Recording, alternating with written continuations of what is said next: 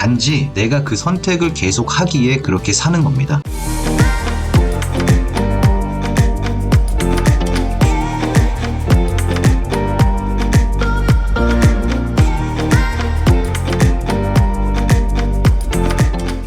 영종튜브입니다. 구독, 좋아요는 필수. 오늘 제가 목이 좀 많이 아파요. 그래서 좀만 조근조근 이야기 좀 할게요. 죄송해요. 오늘은 저의 이야기와 영종도 부동산을 투자함에 있어서 상담 문의하셨던 분들의 내용 중에 상당 부분을 차지했던 투자에 대한 생각과 방법론에 대해서 이야기를 해보려고 하는데, 유명한 말이 있어요. 아무것도 하지 않으면 아무 일도 일어나지 않습니다. 저는 여러분과 같은 위치의 투자자라고 보셔도 됩니다. 전 몸으로 체득해서 실패도 전부 제 몸으로 다 맞아보고 많은 경험과 공부로 인해 그냥 조금 더 알고 있을 뿐 그 이상 그 이하도 아닙니다. 하지만 사실로서 이야기를 하고 지금에 와서 그 방법들이 경험이 되어서 조금 더 사리분별을 잘한다고 말할 수 있을 정도? 그런데 이제 상담을 하게 되면 바로 이제 중요한 부분을 캐치를 하시고 긍정적으로 다가오시는 분들이 있는 반면에 그 외에 망설이시는 분들은 많이 하시는 문의가 보통 이래요.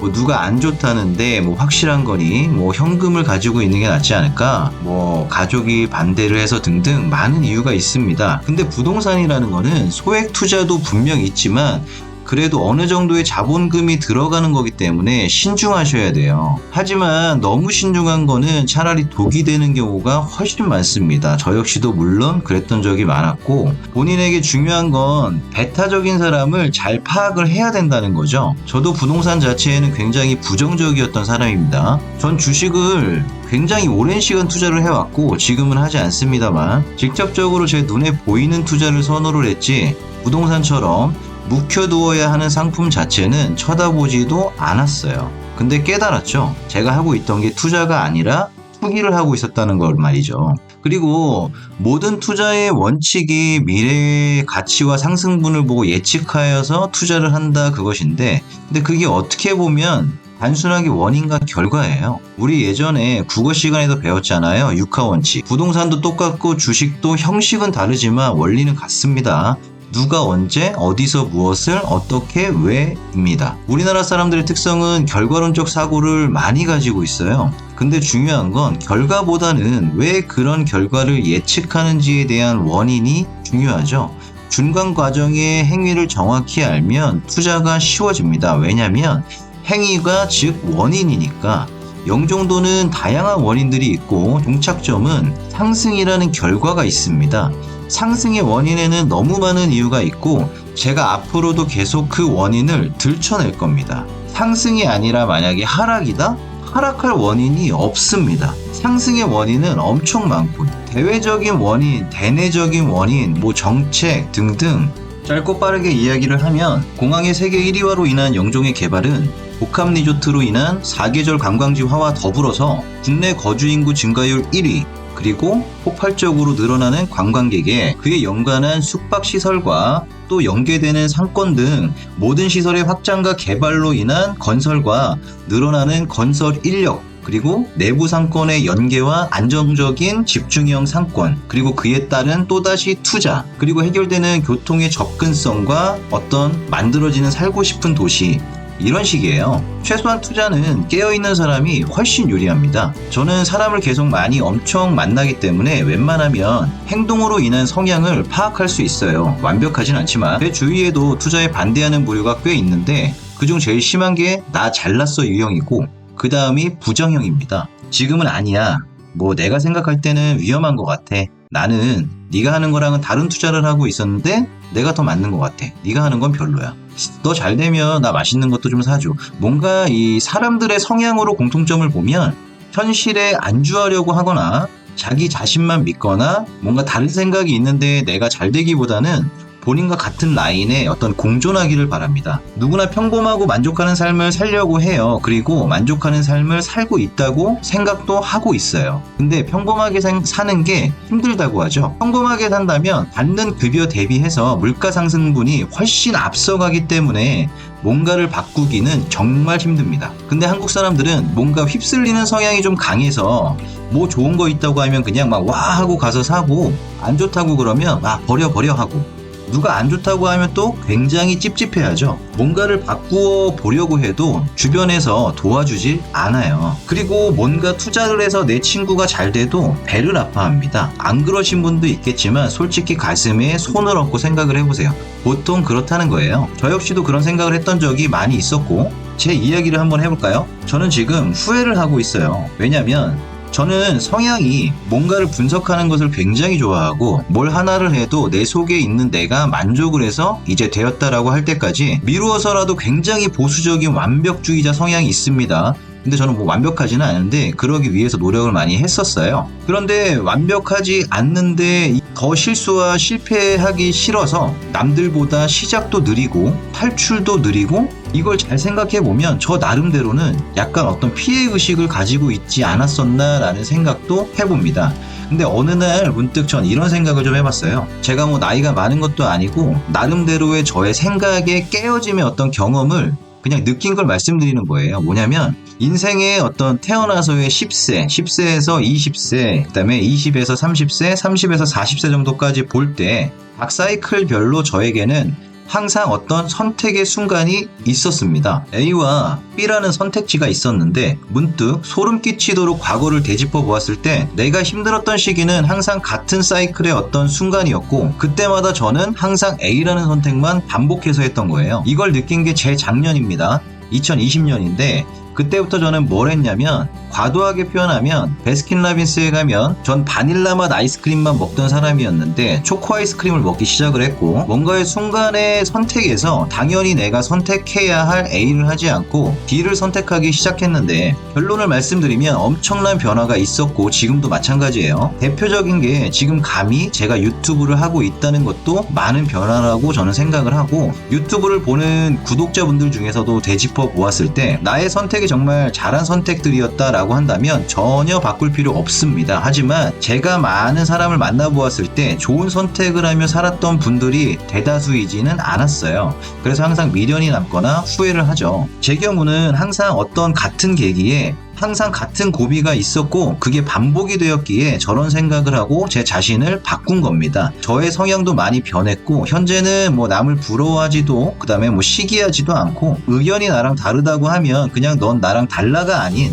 그래 다를 수도 있고 난 너의 그 의견도 존중한다, 그리고 그 의견까지도 내가 배울 의향이 있다라는 관점으로 저는 바뀌었죠. 제가 홍대에서 가게를 경영도 오래 했지만 그때 저는 3억이라는 현금이 있었다면 바로 투자를 해서 수익을 이제 내 의지로 조정할 수 있는 어떤 뭐 가게 운영이라든지 주식이라든지 이런 직접 투자에만 관심이 있었고, 다른 사람의 의견은 무시한 채 일단은 뭐 내가 제일 잘났어, 네가 말하는 건 뭐 공감을 하지만 적용시키진 않을 거야 라는 마인드였지만, 지금의 제가 10년 전으로 돌아간다면 저는 아마 상가를 샀거나 아파트를 샀을 거예요. 이제 와서 느낀 거지만 그래도 내가 가용한 한도 내에서 모든 투자 대상을 보았을 때 대한민국에서 부동산만큼 투자처가 확실하고 안전한 것도 없다는 것을 깨달았습니다. 물론 시기와 지역, 정책 모두가 중요합니다만, 현금을 예로 들어도 20년 동안 현금을 은행에 박아두었다고 했을 때 과연 이 이자 부분이 현재 화폐 가치랑 비교했을 때 비교가 될까요? 하향되어 가잖아요. 유일하게 우리나라에서 계속 상승하는 거는 부동산입니다. 물론 조정도 있지만 평균적으로 말했을 때